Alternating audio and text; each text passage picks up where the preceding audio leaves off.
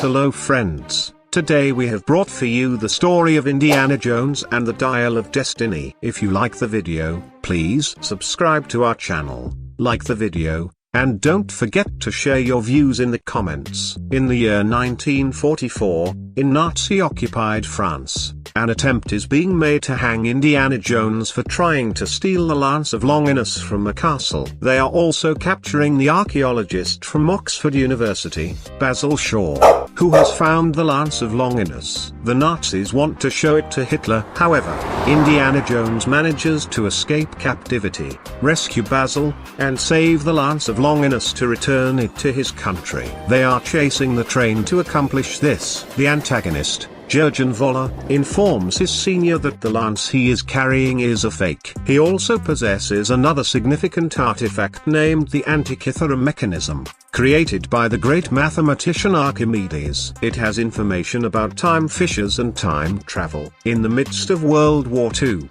a train carrying looted antiques and Basil Shaw is moving, and Indiana Jones has caught up with it. He learns about the disappearing Lance of Longinus, causing him distress. He tries to rescue Basil, but is confronted by Jurgen. A fight ensues, Basil shoots Jurgen, and they end up on the top of the train with stolen antiques. The train's bridge is suddenly destroyed during ongoing attacks in World War II, forcing them to jump into the water to save their lives.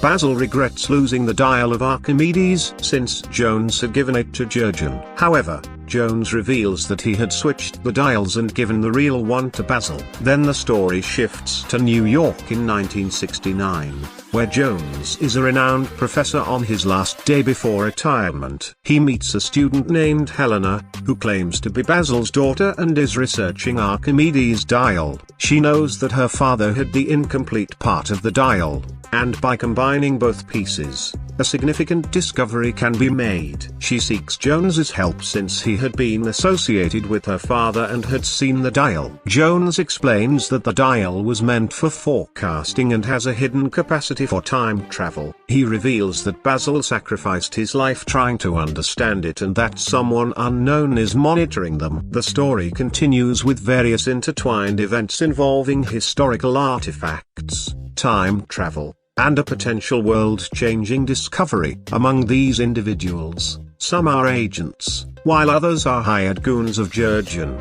who are pursuing Jones and Helena, keeping a close watch on their activities. In the midst of this, they encounter and eliminate Jones's colleagues. The world is not currently in a state of a world war, but Jurgen is not aligned with the Nazis. This is an attempt to portray himself positively in today's society and avoid paying the price for Nazis' past wrongdoings.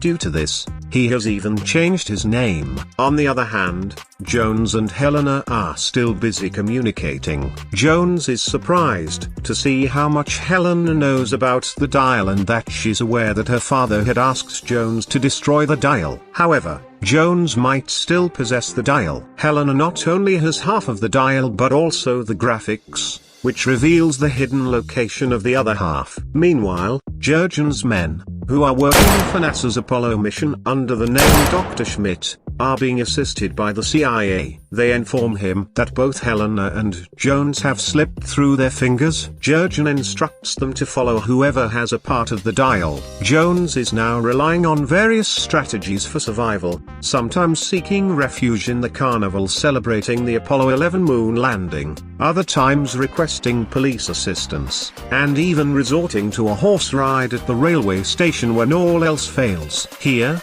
Jurgen, who is now working for NASA's Apollo mission under the alias Dr. Schmidt, is being assisted by the CIA. They inform him that both Helena and Jones are no longer in their hands. Jurgen advises his men to pursue whoever has a part of the dial. Jones is not only evading the CIA but also escaping from the local police due to allegations of his colleague's murder. His friend Salah, a cab driver, is helping him. Salah informs Jones that Helena is involved in selling antiques on the black market and that she plans to auction the dial in a few days. Jones wants to catch up with her, and Salah assists him by providing transportation to the airport. Jurgen and his men are also closing in on them. After years, Jones and Jurgen find themselves face to face once again over the dial. Both are vying for control over it, resulting in a clash, with gunfire and bullets flying. In the midst of this, Jurgen succeeds in acquiring the dial with the help of Teddy Kimmer,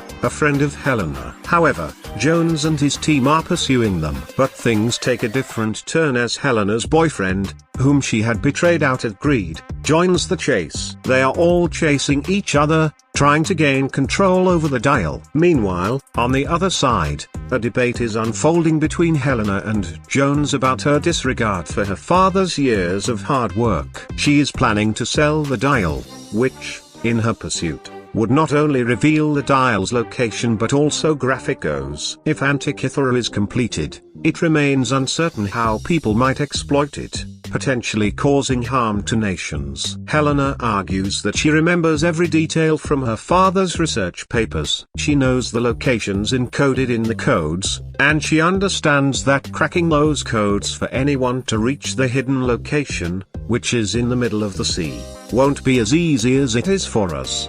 Jones, Helena, and Teddy have traveled to Greece in pursuit of Graphicos before Jurgen. Jones's old friend Rinaldo, a professional deep-sea diver, has joined them. Along the way, they discuss previous attempts to acquire Graphicos. Here, Jones shares details about his past and family with Helena. The next morning, as they reach the location, they prepare to dive to the shipwreck, where soldiers from the past were supposed to transport Graphicos. According to Basil's research, the Graphicos tablet, containing the location of the other half of the dial, is in the shipwreck in the Aegean Sea. As they approach the location, Jurgen awaits them. He wrests the tablet from them and questions them about the codes. Jones is unprepared for this, but upon witnessing Helena helping decode the codes, he regains his confidence. In return for her assistance, Jurgen explains that they lost the Second World War due to Adolf Hitler, which changed their lives. Therefore, he plans to travel back to 1939 and kill Adolf Hitler to help Germany win. Jurgen is activating the dial,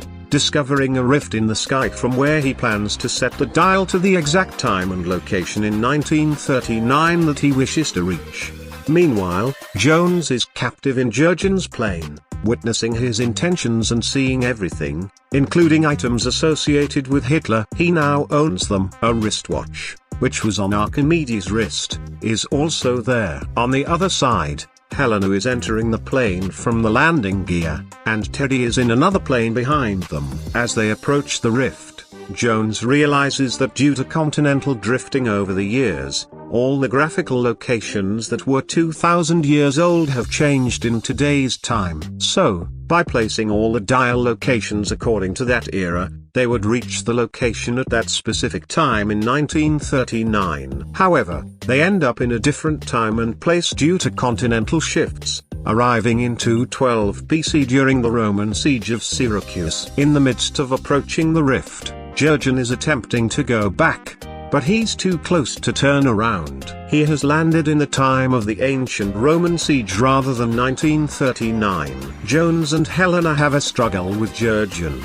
resulting in Jones being wounded. Before the plane crashes, Jones and Helena fight against Jurgen and manage to jump out with parachutes. Sadly, everyone else on the plane dies, and Teddy makes a safe landing in another plane. Archimedes presents a watch and the dial to Jones and Helena. Jones is overjoyed and explains that he came 2,000 years ahead from the future, never imagining he would one day meet the same dial he had been teaching his students about. Archimedes tells them that whoever has this dial will eventually meet him because he designed it that way, ensuring it won't be misused. In the present day, Jones is awake in his apartment, recovering from gunshot wounds. Helena, Teddy, Salah, and Marion are there with him. After everyone leaves, Marion tells Jones that Helena is responsible for reuniting them, as she revealed everything to her. And with that, the story comes to an end.